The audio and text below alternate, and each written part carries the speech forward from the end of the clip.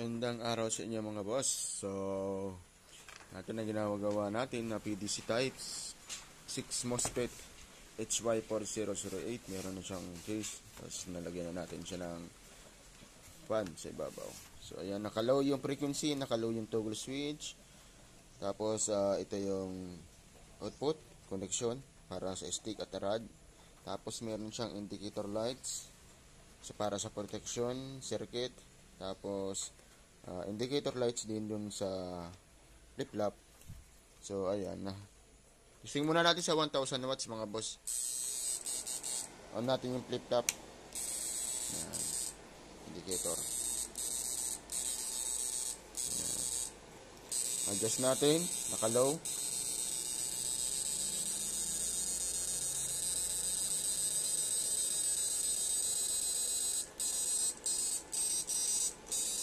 Adjust natin yung flip-flop. Tapos meron din siyang protection. Iilaw yung indicator lights niyan. Okay. Okay. Pag hindi mo siya pipindutin uli, di siya mag-on yung aparato. Okay. Yan. Wala na yung lights.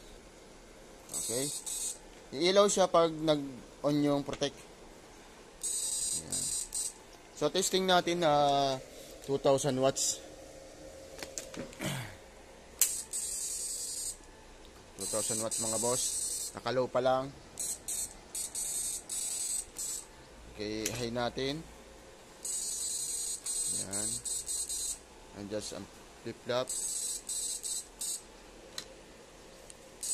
Protect. Okay, oilaw. Okay. Sa mga gusto pong magpagawa, PM lang kayo mga bossing. 2000 watts ulit. Yan. Made to order po tayo. Payment first before unit.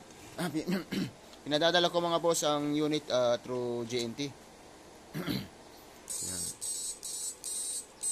Sa ang ano naman purpose ng flip-flop, ito po yung tumutulong. Halimbawa kung malabo ang tubig, hindi ka mahirapan mga pa sa ilalim, mag-iibabaw siya. O kaya maputik. Yan.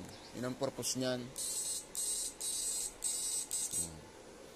Kaya na lang mga boss ang mag-adjust ng yung flip-flop kung gaano gusto nyo kabilis.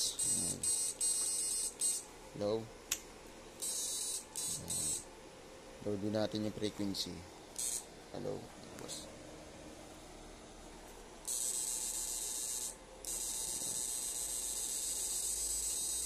Ay. Yan. Sa mga gusto mong magpagawa, PM lang kayo mga bossing.